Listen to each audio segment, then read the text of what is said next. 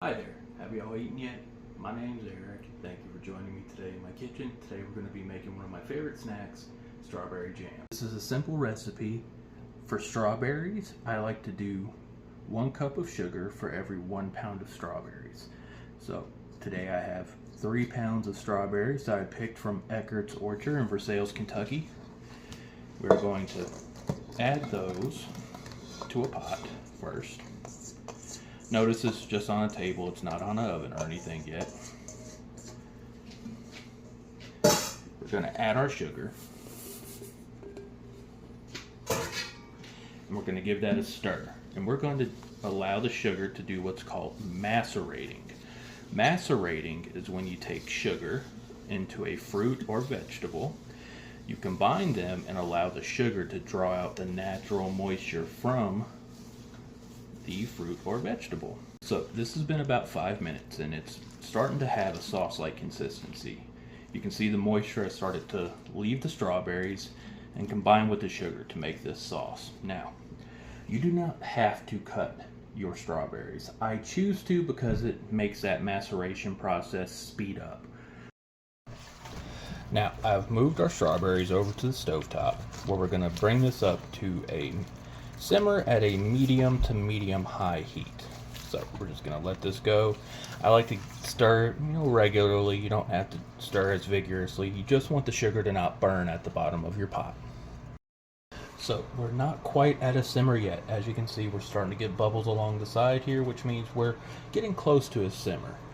I'm going to go ahead and add the juice of 1 lemon.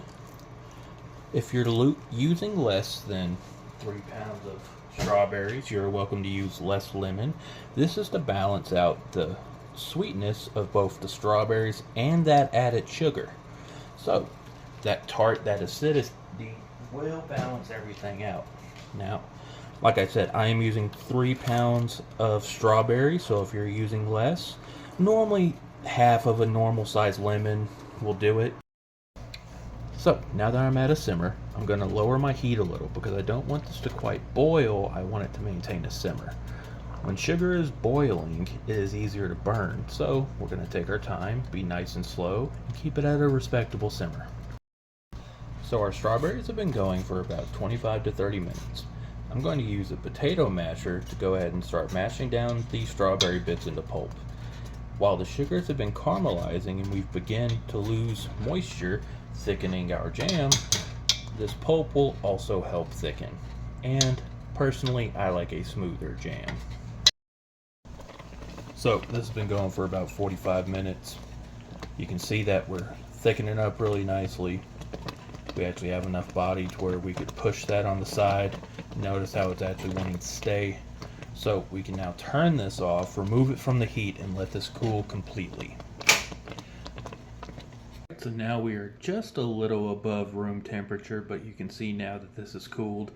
This is set and we have a nice thick jam. So it's actually good now. You can go ahead and jar it if you're looking to. You can put it in whatever preserve container you want, or you can make a nice strawberry and peanut butter sandwich.